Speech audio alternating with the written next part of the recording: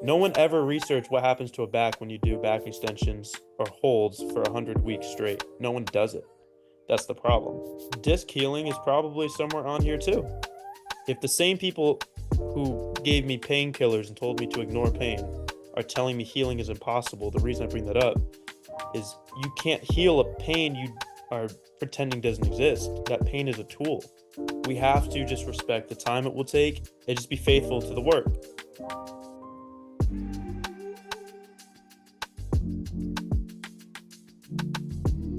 Okay, and then let's look at the first level of this pyramid. What we're building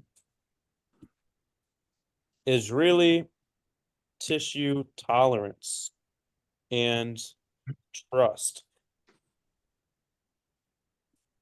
So the first 6 weeks are almost like you're watering a plant and that thing's not going to even grow at all. It's all under the dirt. You're not seeing anything. But inside out, there are some actual changes in your nervous system to the teaching of your body to use muscles it hasn't used, right? And these terms can seem like kind of feel good stuff, like, oh, you got trust in your body, trust yourself. Good. No, literally, this is measurable. This is scientific. This is why if you had, I had chronic patellar tendonitis as a teenager, just my quad, the tendon on my kneecap, jumper's knee, I had it bad for 3 years. And through that happening, my left quad shrunk and I couldn't even contract my left quad. That VMO muscle you may have heard about, I didn't have it because the pain in the tendon will start to decrease the trust because it doesn't want to degrade more. There's constant pain. It will inhibit and literally tell your nervous system, do not contract this muscle. Do not get into a knee over toe position. Do not put yourself in pain. So then you lose tolerance, you become more sensitive, and you get weaker and weaker and weaker. Right? This is going to be a cool thing if I can really show this right and do it quick. Because the way you get in pain is in reverse to how you get out of pain. Right? So at first, we're just getting you used your back and you didn't feel pain the next day, you're a winner. Even if it was 30 seconds with no movement, your nervous system is starting to change and fire and it didn't get hurt. That's perfect. The second thing that starts to happen is we start to get circulation and we start to get actual like tension. So we start to actually feel like we're working out a little bit. Maybe not hard, but some. The way the sessions feel start to change.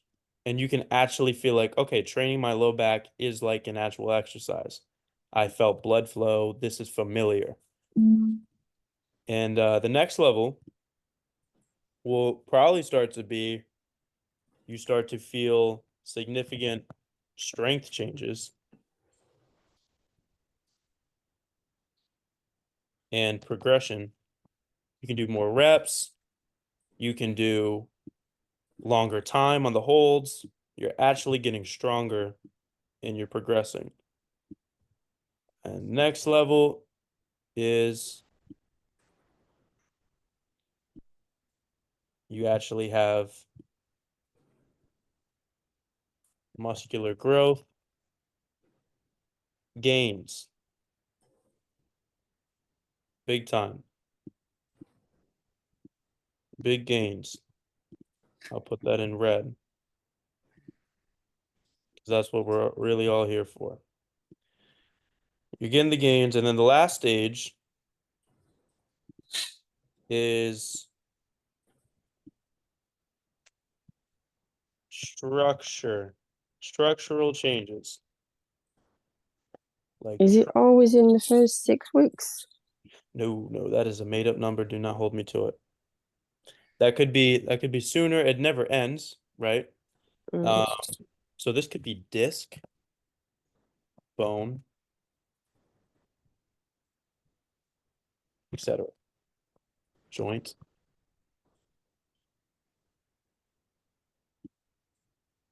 Okay. So here's where it gets interesting for me. This may really hit or I may flop.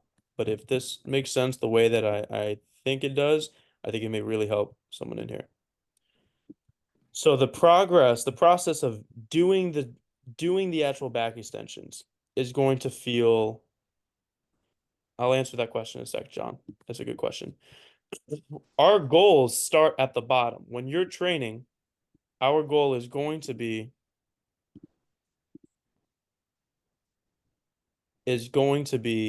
just for the bottom. I want you guys to be able to train to be able to do a little bit more and to have no pain, decreasing pain. If you were able to do more time, more range, even flat back, and you didn't have pain, there is changes happening in your body through the nerves to your central nervous system to the peripheral nerves, which run through your spine, out of your spine into the limbs. And then that inhibition I'm talking about, where things shut down, you're getting better. Then after maybe 6 weeks, maybe it could be less, more, then you're actually being able to push things hard enough to where you're getting a pump. Because if you can only last 10 seconds on the back extension or 3 reps because you're gonna have pain, that's not enough to really do anything. Of course you can't get blood flow. That's not going to be like a gym exercise, right? Of course you're not going to get necessarily strong tension yet. You got to get that before that. But once you start getting here, it's exciting. That may be a month, 2 months in. Um, is there any? Yeah, I'll answer the question. These are good questions. I really want to talk about them. And then we got strength gains, progression. We have to rebuild our body ability to feel our back, feel it contract. And once we have a low back muscle, then we start to use it and be like, "Ooh, this thing's burning. I feel it. Wow, contracting." Do that enough. Wow, I'm getting a little stronger. I can do a few more reps. You're actually able to train. This is where you're like, I'm really actually training my back.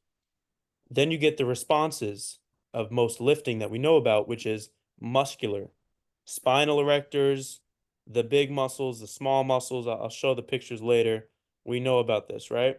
Tiny interspinalis in between every segment of the spine. There's little muscles, multifidus. There's tiny ones, big ones. You're training it, full range growth. If you stimulate all the musculature around joints and secondarily start pulling on the joints, on the bone, on the disc in a good way, we're putting some tension to the spine. Over time, the last thing that's going to start to change is the structure of discs, bones, joints. Um, I can see people, I think everyone has access on this pyramid. I'm okay with everyone being on here. Please don't delete it and troll me. Okay. That's the only thing I ask. And so what's interesting is our way of training out of this is going to be from the bottom up. And if you think about how did you get injured though? What is all of our journeys to this point? It's actually the opposite. First, a lot of us had an injury. We only realized we had it back because we herniated a disc. You negatively changed the structure. Car accident, lifting injury, etc. You found out you have degenerative disc disease. You found out you have spondylolisthesis, found out herniated disc, etc. Cause nerve pain, whatever. Change to the structure.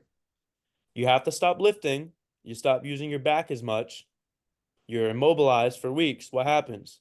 Your back gets weaker. Immediate problem to the joints and issues, you're in a little mini cast, right? Pretend it's your arm. Break your elbow, you're in a cast. What happens? Atrophy. You're losing gains. And what happens over time is you see a smaller arm. Well, you get back to the training. Well, guess what? Your arm is literally weaker. You cannot do the same strength. You're less protected. And this cast isn't on your arm, it's in your midsection. You use your low back every day you're alive that you walk and move. So this is where imbalances start to happen in compensations. This is where the pain may start over weeks of not moving, changes to your muscles, to your strengths change. And once you're getting weaker and you're actually losing the ability to use your back, you start moving like a robot. And this is where this happens over months. And then what happens to any area of the body that you for a year stop using, you're not getting the same blood flow. You're not getting the same normal tension of life. If you just kept using your back like a kid did, if you tied your shoes with a rounded back every day, if you twisted normally under the sink to grab something and never had pain, that's enough flow of life, of movement to never get SI joint pain. But a lot of us immobilized ourselves through the big to the disc injury, got a weaker back, and literally lost that little bit of tension to where we get weird pain in our back. Now you have hip issues. Now you have SI joint pain. You have, from the loss of tension and circulation, you have more issues. And what's the last stage of that is literally where a lot of you guys start and meet me is that I can't even contract my low back muscles. I don't have trust. So the way out of healing is actually usually probably going to be the opposite of how we got here. How we got injured started with one event, it seems like. We're not even going to talk about the underlying ingredients that we know are there. A disc injury caused you to lose muscle, lose ability. You get measurably weaker. You get compensations. Things start to change the way you move.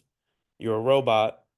So robots don't get good circulation and robots don't get good time under tension. No mind muscle connection. And then the nerves are going to learn that. And you'd be like, all right, we don't do that anymore. We don't trust firing, etc. So yeah, ultra patience. This is the healing side, right? This is the route to healing, and this is the route to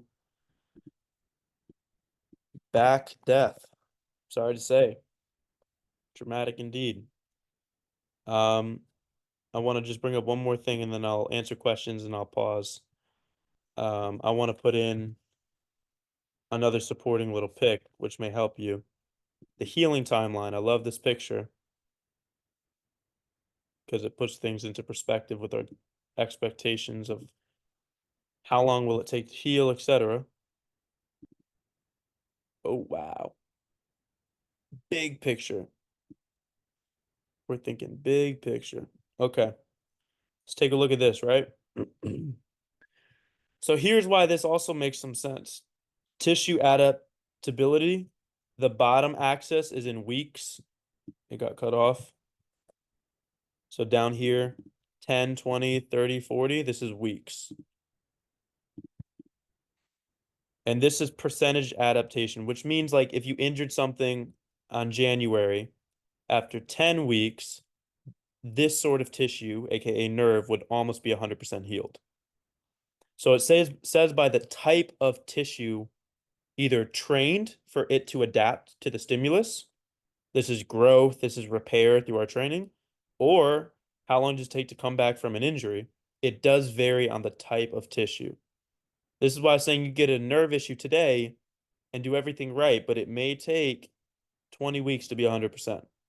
You may still feel symptoms. So think about this, right? Tissue tolerance, trust. This is regaining something that isn't even on here. It's not even, it's a bit nerves, but it's really like nervous system. You're regaining your actual like body's avoidance of pain and trust. That can come in like a week or two. It's not even on there, right? That comes the fastest. Next is you can get out of nerve pain usually pretty well if the underlying issue's not there. Not always that easy still. Muscles have a lot of blood flow. Let's look at this, right? Tissue tolerance, trust. Quickest to heal, nervous system, nerve pain starting to ease up or we're not leaning into it. Circulation is next. Tension, that's a lot of musculature. That's where we get blood flow in muscles. Strength gains, progression, muscles, using some range. Now we're getting into the joints, the bones. Gains, muscle, that's we're here. Fascia, probably sure. Structural changes is over here. That's this stuff. When I say structure, I mean spine, right? Which is, oh, wow.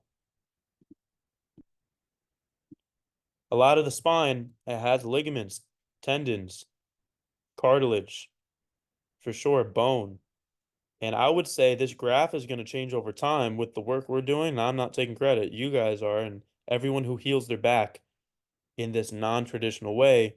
I think the studies will be very curious and research will be done.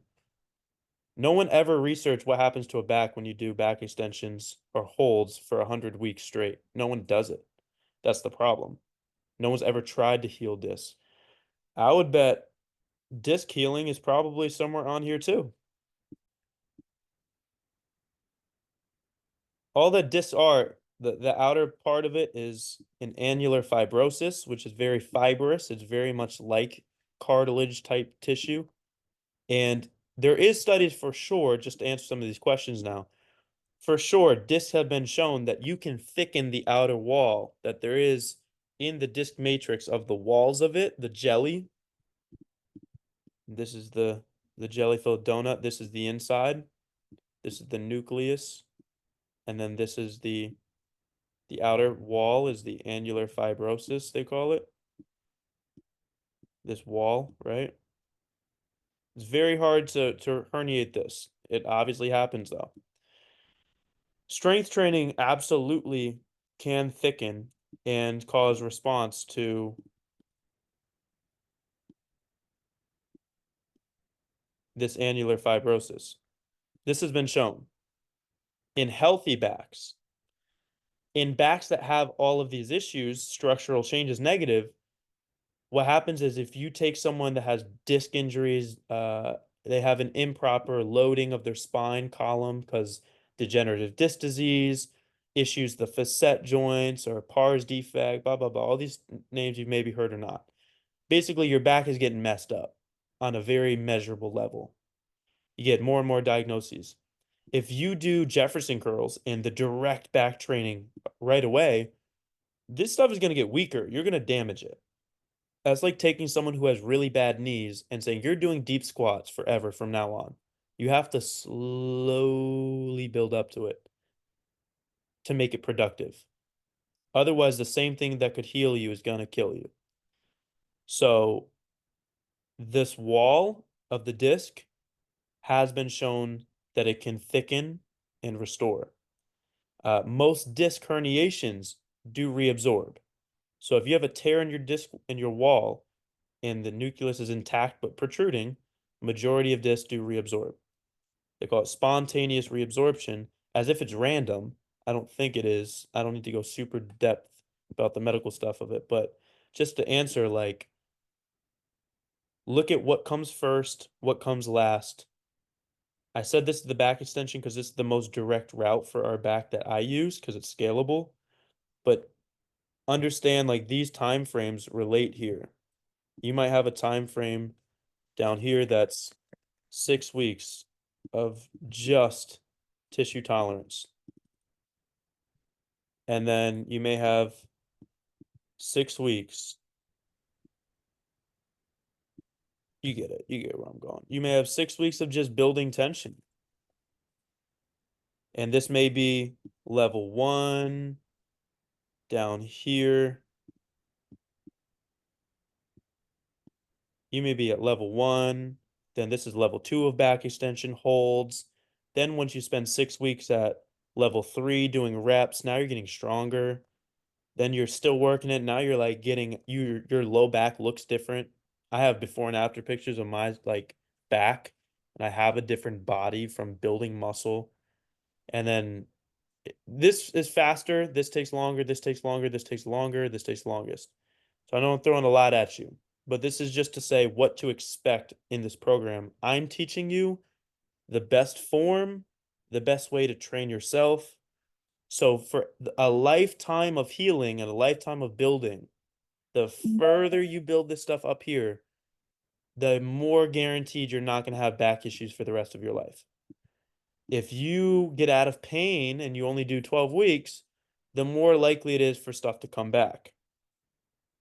The deeper, stronger, more trusting you can get into this stuff for long term, the more you're going to change everything that is your back, your spine.